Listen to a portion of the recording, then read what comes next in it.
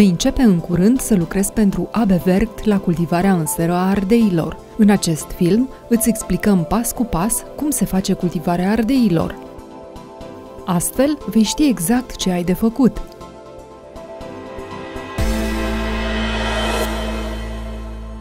Lucrul bun începe cu o pregătire temeinică. În Olanda, ardeii se cultivă în sere. Aceasta înseamnă că nu-ți va fi niciodată frig la lucru. Vara poate fi chiar foarte cald. De aceea, în zilele călduroase, îmbracă-te subțire. De exemplu, în pantaloni scurți și tricou. Vei munci intens toată ziua.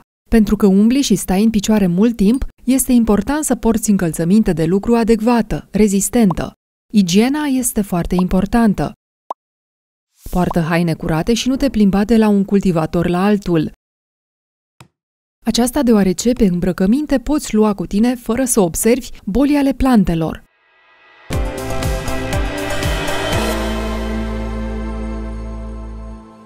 O dată pe an, în decembrie sau ianuarie, mii de răsaduri de ardei se livrează în seră.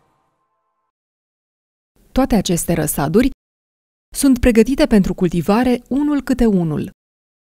Așează un răsad pe substrat sau în tăviță și introdu picurătorul lângă, astfel ca planta să primească suficientă apă.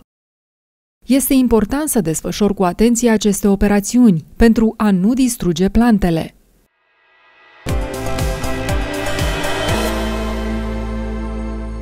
Planta de ardei crește și se întinde în sus pe un fir de palisare. Acest fir este prins în partea de sus a serei de sârma de palisare. După plantare, când plantele sunt încă mici, firul se leagă de plantă. O plantă de ardei are mai multe tulpini. Fiecare tulpină se prinde. Această muncă nu este foarte solicitantă. Dacă răsadurile sunt dispuse într-un șgheap de cultivare, poți face acest lucru din mers. Dacă plantele sunt fixate pe un substrat pe sol, atunci te vei deplasa pe un cărucior prin întreaga seră.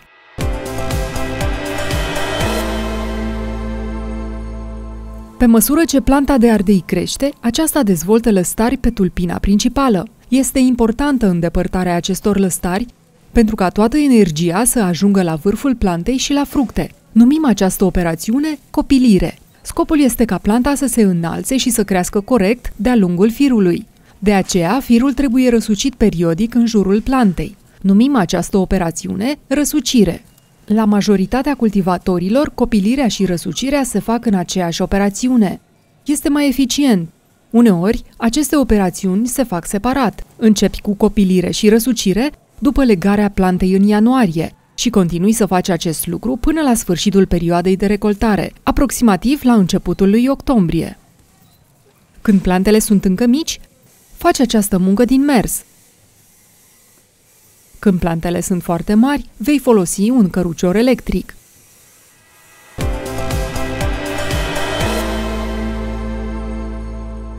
În momentul în care ardeii au ajuns la maturitate, este timpul pentru recoltare. Aceasta începe în martie sau aprilie și durează până la sfârșitul perioadei de cultivare, în noiembrie.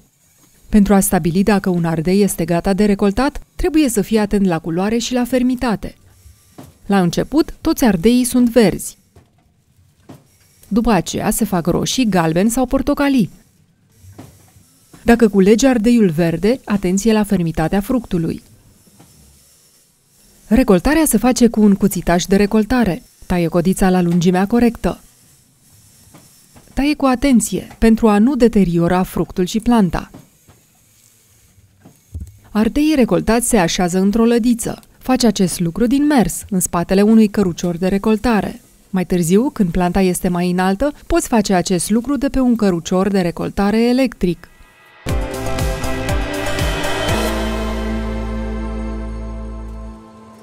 Ardeii recoltați se sortează în depozit și se ambalează în cutii sau navete. Apoi sunt trimiși la clienți. Ambalajul diferă în funcție de client. Uneori, ardeii se ambalează individual. Uneori se ambalează 3 culori împreună, de exemplu, unul roșu, unul galben și unul verde. Această muncă se face stând în picioare. La anumite companii, cutiile sau navetele trebuie ridicate și puse deoparte. Înainte de a așeza navetele deoparte, verifică încă o dată dacă ardeii sunt de calitatea dorită și dacă toți sunt puși în ambalajul corect. La sortare și ambalare, igiena este foarte importantă, de aceea trebuie să porți plasă pentru păr și halat special. Bijuteriile, ceasurile și piercingurile nu sunt permise în depozit. Ai o rană la mână? Acoperă rana cu un plasture.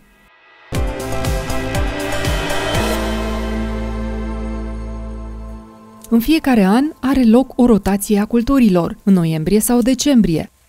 Toate plantele sunt îndepărtate pentru a se putea replanta de la zero. Aici veți observa cum se procedează în cultura castraveților. La cultura ardeilor se face aproximativ la fel.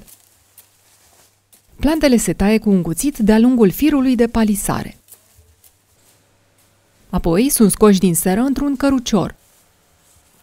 Această muncă grea se face în ritm alert. Vei lucra mult deasupra capului. Uneori se folosesc utilaje. În acest caz, va trebui să porți protecție auditivă.